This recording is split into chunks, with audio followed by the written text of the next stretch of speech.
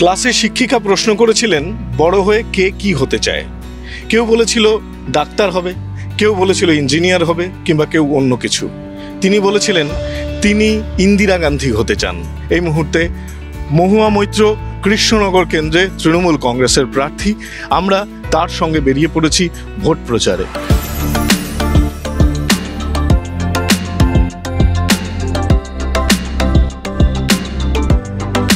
যে ডিগ্রি, যে পড়াশোনা করেছিলেন, ব্যক্তিগত সুখ নিয়ে থাকতেই পারতেন আনন্দে। ইন্দিরা গান্ধী হতে গিয়ে কেমন ব্যাপারটা? ইন্দিরা গান্ধী তখন প্রধানমন্ত্রী, তখন একটা খুব পাওয়ারফুল মহিলা ফিগার সারা ভারতবর্ষে। তো আমার কাছে হয়তো সেই ছোট্ট বয়সে আলটিমেট পাওয়ারফুল লেডি মনে হয়েছিল। তাই মেয়ে হিসাবে আমার অ্যাসপিরেশন স্ট্রং মহিলাকে দেখে, তাই জন্যই বোধহয় ইন্দিরা গান্ধী বলেছিলাম। আপনার এই যে ভাষণের যে ভঙ্গি বা তার যে স্টাইল, সেটা কিন্তু ইন্দিরা গান্ধীর চেয়েও মমতা বন্দ্যোপাধ্যায়ের অনেক প্রভাব বেশি মনে হয়। আপনি দেখবেন প্রত্যেকটি মহিলা, প্রত্যেকটি বাঙালি মমতাদির কিছু না কিছু পার্সোনালিটির মধ্যে আইডেন্টিফাই করতে পারে। আর আসল লিডার সেই যার সাথে মানুষ আইডেন্টিফাই করতে পারে। তা এই যে জিনিসটা, এই লিডারশিপ কোয়ালিটিটা খুব ইম্পর্টেন্ট। বলে না, আগর সচ কেনা বাগাবত হ্যায় তো मैं भी बागी हूँ। সত্যি কথা বলার লোকের সংখ্যাটা এত কমে গেছে যে আমি কিন্তু কোনো আহামরি বিশাল কিছু বলি না। লোকে বলে মহুয়া তুমি বিশাল কারেজাস, তুমি বিশাল সাহসী, তুমি এত কিছু বলো। আমি কিন্তু সাহসী, এটা কোনো সাহসের ডিসপ্লে নয়। এইটা যেটা আমি বলি সেটা খুব সরল, বাস্তব, সত্য। কিন্তু সেটা বলারও লোকের সংখ্যা এত কম হয়ে গেছে আজকের গণতন্ত্রে যে লোকে ভাবছে যে আমি এত বিরাট কিছু বলছি।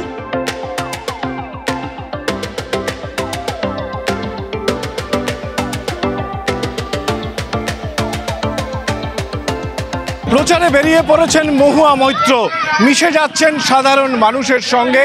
এই মুহূর্তে কৃষ্ণনগর দক্ষিণ বিধানসভা অঞ্চল, এবং সেখানে দেখা যাচ্ছে যে মুসলিম মহিলাদের সঙ্গে মিশছেন তিনি।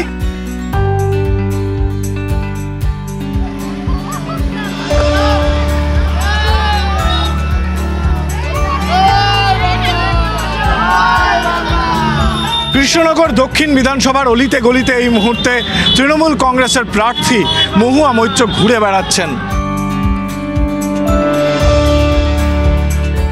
আশীর্বাদ করো। আমি যেটা বলেছি, আমি এখানকারই মানুষ, আমি এখানেই থাকি।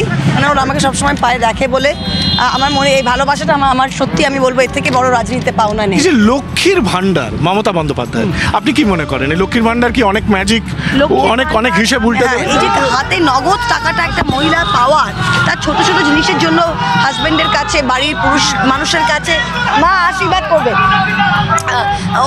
তাকে হাত পাততে হচ্ছে না। এটা তাদের স্বনির্ভর করছে, তাদের হাতে শক্তি দিচ্ছে। এটা বিশাল ব্যাপার। এটা গ্রামে গঞ্জে আপনি দেখেন, লক্ষ্মীর ভান্ডার ইজ এ গেম চেঞ্জার।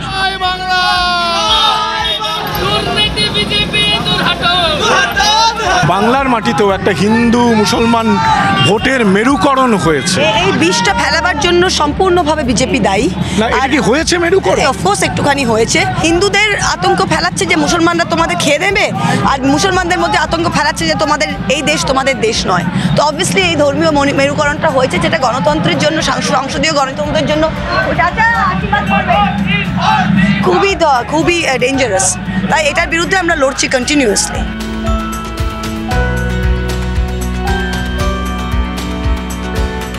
কি ভোটে কি হবে?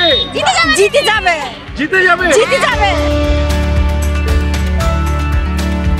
আমাদের কি অবস্থা? ভালো? মা ভালো তো? হ্যাঁ, মা ভালো। Thank you.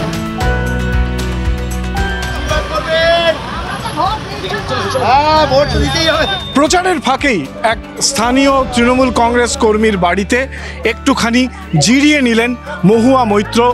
এই বাড়ির বিভিন্ন বয়স্ক মানুষজনদের সঙ্গে, মহিলাদের সঙ্গে মিলিত হচ্ছেন তিনি, এবং এরপরই আবার রৌদ্র মাথায় করে বেরিয়ে পড়বেন প্রচারে, বেরিয়ে পড়বেন কৃষ্ণনগরের রাস্তায় রাস্তায়।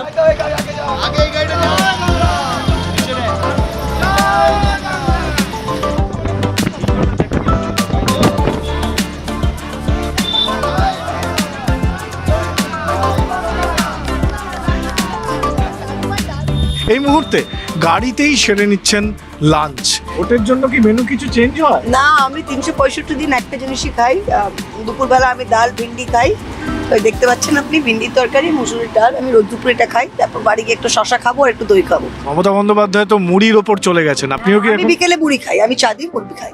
আমি 5টার সময়, রাত্রিরে আমি কোনো একটা সবজি খাই বা ডিমের অমলেট খাই। ইচ্ছাকৃতভাবে বহু বছর ধরে এই সাধনা করে এই জায়গায় পৌঁছেছি।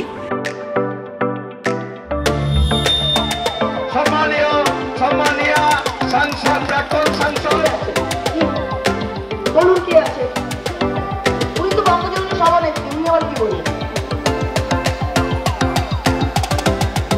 মুখোমুখি মহুয়া, যেখানে মাইক তুলে দেওয়া হচ্ছে বাসিন্দাদের হাতে, বাসিন্দাদের অভাব অভিযোগ তুলে ধরছেন তারা তৃণমূল কংগ্রেসের প্রার্থীর কাছে। কোন উন্নয়ন দরকার এবং কোন বিষয়গুলির ওপর বিশেষ নজর দেওয়া দরকার তা উঠে আসছে এই ধরনের সমাবেশ থেকে। এই নির্বাচনের আগে মহিলা ভোট ব্যাংককে কিন্তু বিশেষভাবে নজরে রাখা হয়েছে, তা মুখোমুখি মহুয়া অনুষ্ঠানে যারা উপস্থিত হয়েছেন তাদের উপস্থিতি দেখেই সহজে অনুমান করা যাচ্ছে।